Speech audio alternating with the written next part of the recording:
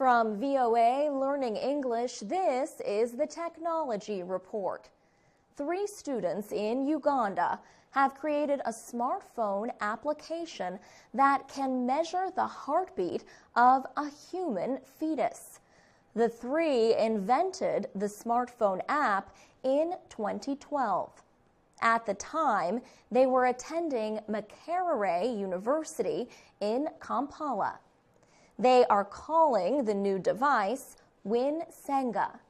Senga is the local word used to describe a family member who helps a woman during her pregnancy.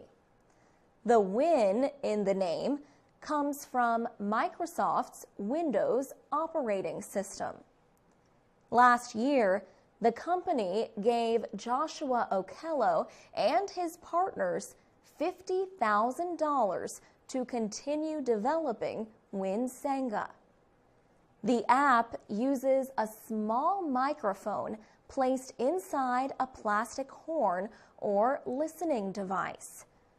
Joshua Okello says local midwives have used similar tools for centuries. A midwife helps a woman during her pregnancy and childbirth. The smartphone app records and examines the sound of the fetal heartbeat. Mr. Okello says if the app suspects a problem, it informs the midwife of different steps she might take. For example, he says, the recorder could find a heartbeat of less than 120 beats per minute in the unborn child. The app will then warn the midwife and suggest possible actions. Mr. Okello says having a mobile device with this app could make it easier for healthcare workers to reach women in villages far from cities. He says it will also cost less than the machines currently in use. Juliet Barungi is a doctor who has used the Win Senga. She says the app could be especially helpful in hospitals with a small number of workers. She says an unusual fetal heartbeat can be a warning sign and could mean the difference between life and death. For VOA Learning English, I'm Alex Villarreal.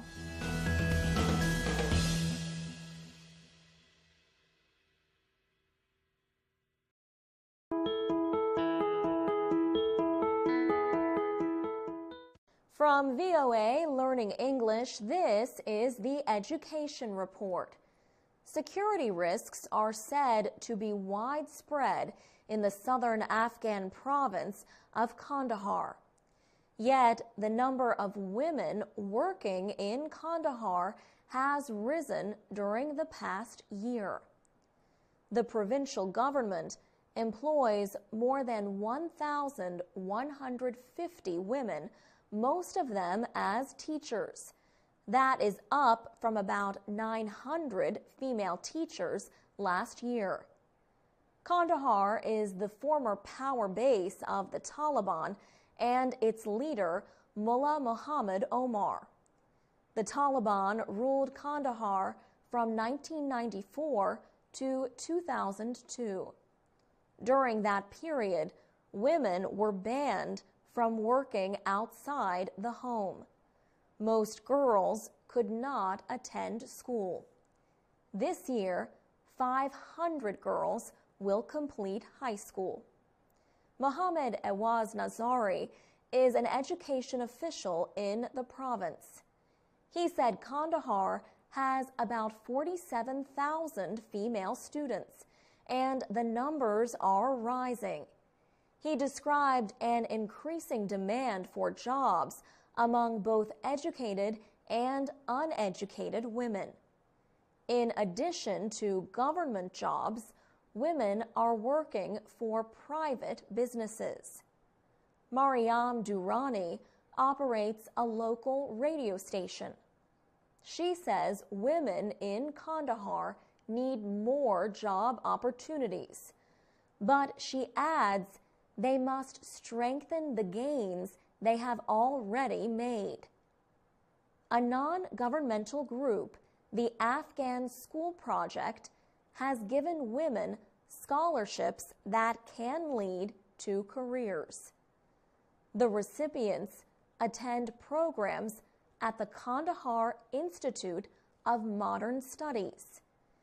The institute offers training in business management, information technology, English, and communications.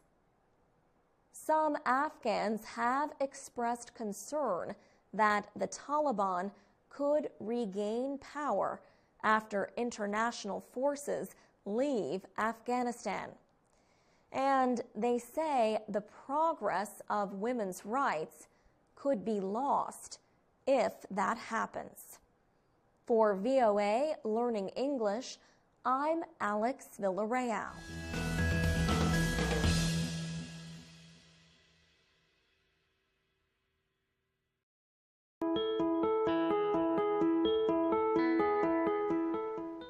From VOA Learning English, this is the Economics Report.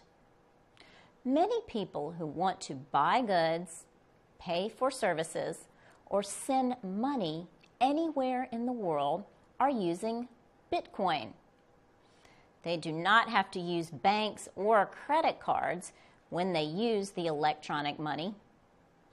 Bitcoin is not issued by governments, yet it is bought, sold, and exchanged like other currencies through trading companies. Bitcoin is electronically protected or encrypted. Jerry Brito is a technology policy analyst at George Mason University. He says Bitcoin is the world's first true digital currency that is not controlled by anyone. However, the very things that people like about the digital currency are also what criminals like about it. They want to move money from place to place secretly, without governments knowing about it. Law enforcement agencies in the United States recently closed an online market that used Bitcoin. Marco Santori is the chairman of the Bitcoin Foundation's Regulatory Affairs Committee. He notes that all Bitcoin deals can be seen by all other computers. He says Bitcoin is regulated. He says the Bank Secrecy Act regulates those who exchange Bitcoins for other digital currencies or for dollars. The amount of Bitcoin in the system must always be counted and tracked. The United States, Germany, and many other governments accept the use of Bitcoins. Some officials have called for stronger regulations. China recently banned its banks, but not businesses, from trading in Bitcoin. The value of a Bitcoin has increased since the digital currency began in 2009. It has gone from being worth just a few pennies to being valued at hundreds of American dollars. For VOA Learning English, I'm Laurel Bowman.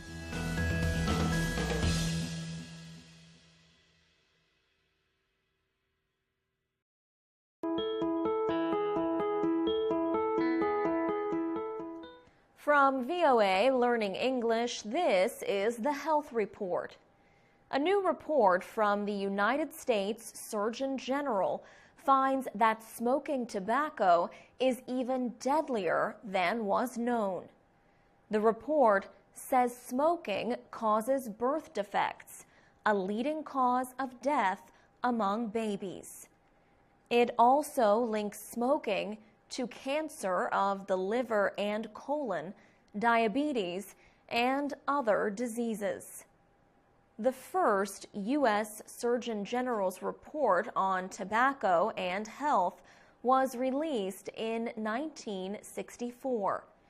It was the first scientific report to link smoking with lung cancer and heart disease.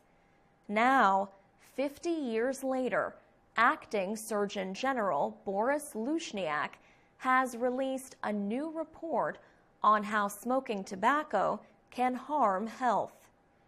His report urges more tobacco control measures. The suggested controls include raising the price of cigarettes and banning smoking in enclosed spaces. The new report calls for research on whether reducing nicotine in cigarettes could help people stop smoking. Dr. Luyện says studies have shown that smoking can cause diseases such as diabetes and rheumatoid arthritis. It also has been linked to an increased risk of tuberculosis and death. One of the most troubling findings is that women are now as likely to die from smoking as men. A woman smoker's risk of lung cancer is now the same as a man who smokes. And more women die from chronic lung disease than men. Those who do not smoke are at a higher risk for stroke when left unprotected from tobacco smoke. The latest research also shows the chemicals in tobacco smoke can harm brain development in a fetus. The Surgeon General supports more anti-smoking media campaigns and more help for people who want to stop smoking. For VOA Learning English, I'm Alex Villarreal.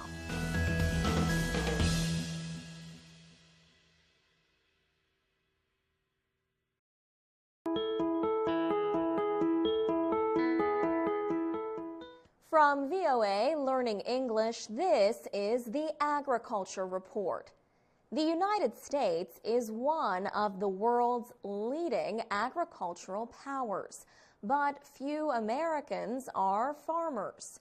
One recent study showed just 2% of the population with a job in agriculture. Yet small farms seem to be appearing in many areas to meet a growing demand for locally produced food. The people operating these farms often have little or no experience in farming. Mark Mills of Maryland once worked as a pastry chef. He decided to leave his secure job and turn to farming. Mr. Mills was a history major in college. All he knows about producing food comes from growing plants in his home garden and 26 years of working in restaurants. In recent years, many Americans have developed a taste for fresh, locally grown fruits and vegetables. The number of farmers' markets has increased over 50% in the past 10 years.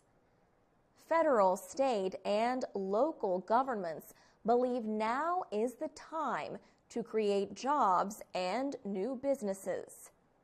Mark Mills was one of 4 people accepted in the New Farmer Pilot Project in Montgomery County, Maryland.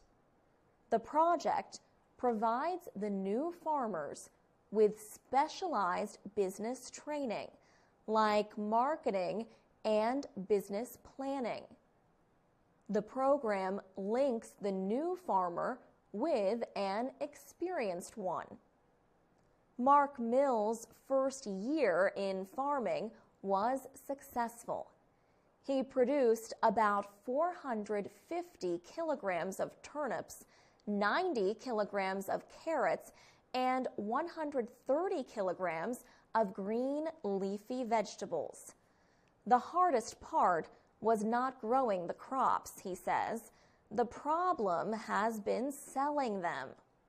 Mr. Mills says his farm probably lost more money than it earned. Luckily, his wife has a non-farm job and can provide financial support, at least for now. For VOA Learning English, I'm Alex Villarreal.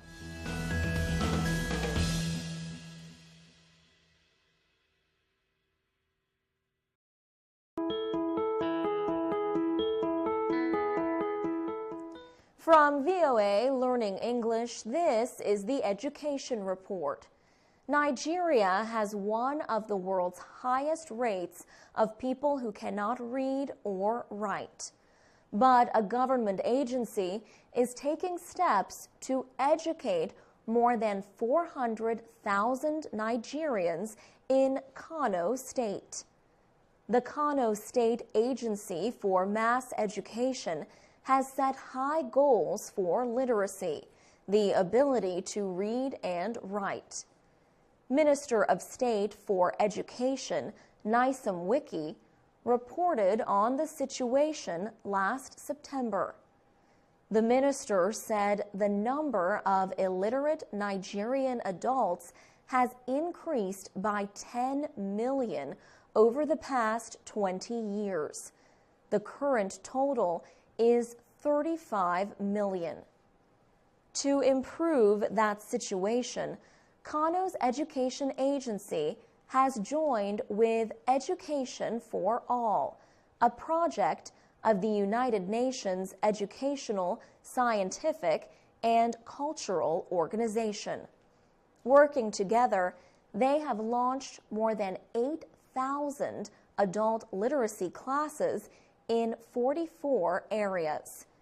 Their hope is to raise adult literacy levels to 90% in Kano State by 2015. The agency says it now has 16,000 people to teach and train students. Another goal is to create jobs and improve living conditions. The Kano City Women's Center is one of many learning centers for young and adult women. It serves hundreds of students at its school and at a vocational or occupational center. At the center, women learn sewing skills and make products like soaps and air fresheners. 25-year-old Halima Aminu is a mother of 3 children. She started going to the Kano City Women's Center in 2010. Now she is in her final year at the senior secondary level. Halima Aminu hopes to continue her education at the next level and someday become a medical doctor. For VOA Learning English, I'm Alex Villarreal.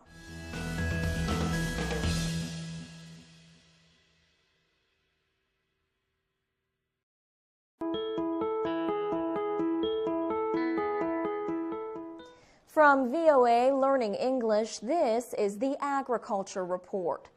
Farmers in the United States are concerned about a possible decrease in the use of ethanol. Ethanol is a liquid fuel made from plants such as corn.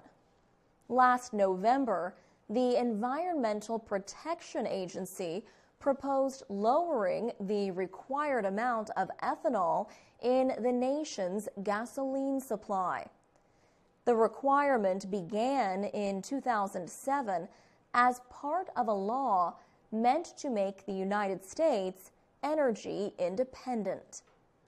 The law required fuel manufacturers to mix ethanol into their gasoline to reduce the use of non-renewable fuels. The amount of ethanol in the fuel mixture was to increase over time. That was good news for corn growers like Brian Duncan of Polo, Illinois. He thinks the proposed changes in ethanol requirements will hurt corn sales. Farmers enjoyed some of their best corn harvests in 2013, but the price of corn fell from a high of more than $7 a bushel. Corn prices rose in 2012. That year, a lack of rain reduced the corn crop. Yet, the demand for corn in ethanol production continued. Craig Turner works for a website called grainanalyst.com. He says the United States is using about 9% less gasoline than it used in 2008. Mr. Turner says the reduced use of gasoline means the market does not need any more ethanol. He says less ethanol is needed as more energy-saving automobiles are being manufactured and sold. These vehicles, such as hybrid or electric cars, use less fuel. But farmers like Brian Duncan depended on selling their corn to ethanol producers. He says farmers had been planning on the EPA continuing to require an increase in the use of green fuels. For VOA Learning English, I'm Alex Villarreal.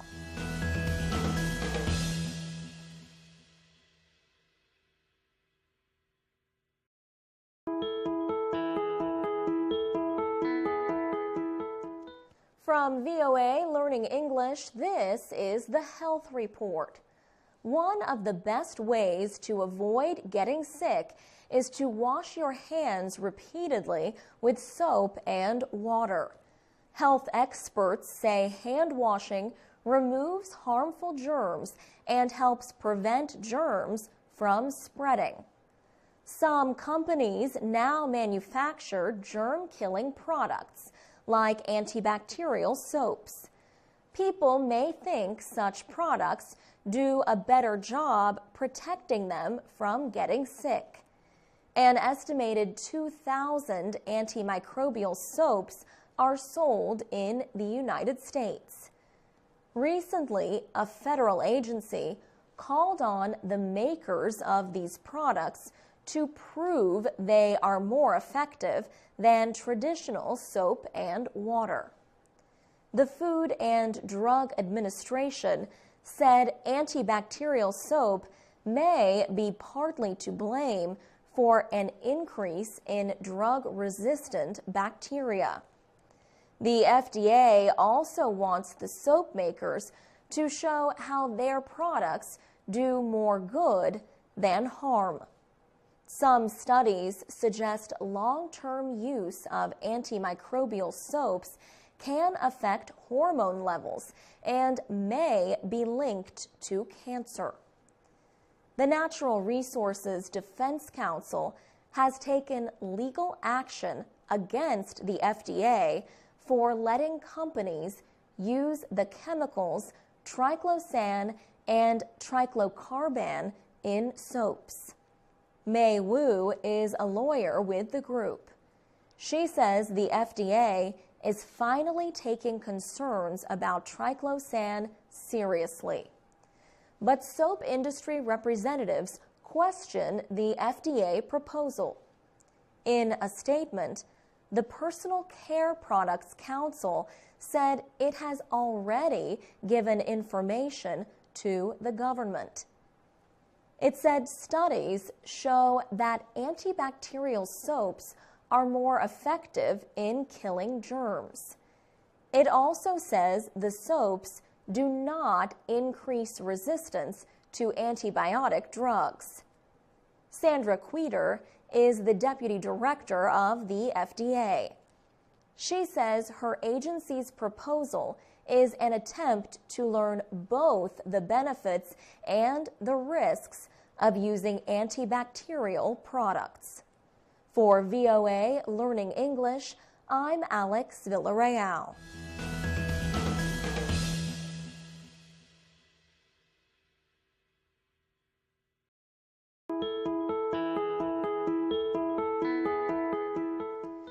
From VOA Learning English, this is the Economics Report. The face of America's central bank is changing. The Senate recently confirmed Janet Yellen to lead the Board of Governors of the Federal Reserve System. She will be the first woman to head the nation's central bank in its 100-year history. Ms. Yellen is replacing Ben Bernanke. She served as vice chair at the Federal Reserve during his second term as chairman. President Barack Obama nominated Janet Yellen in October. He said then she would be a fierce champion for the American people. He also said she understands that the goal of financial policy is to improve the lives and jobs of workers and their families. Economists are predicting that Janet Yellen will continue many of Ben Bernanke's policies. Both she and Mr. Bernanke have called for a measured reduction in the Federal Reserve's efforts to keep interest rates low. The Fed has bought $85 billion in government securities in an effort to push money into the economy. During confirmation hearings, Senator Sherrod Brown of Ohio praised Ms. Yellen's ability to identify problems in the financial system. He also said she was not afraid to act to end abuses against American consumers and workers. But other senators criticized her support of what they called easy money policies. They said these programs will cause inflation. Janet Yellen has repeatedly expressed concern over labor issues, including unemployment. The jobless rate has remained well above historical averages since the end of the recession. Economists are predicting that the new Fed chair will keep the central bank's short-term interest rates close to zero. For VOA Learning English, I'm Alex Villarreal.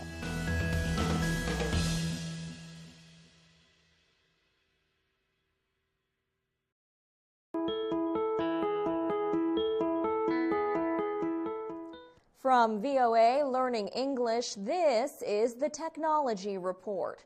You could find all the latest technology products at the International Consumer Electronics Show in Las Vegas, Nevada. The show took place in early January.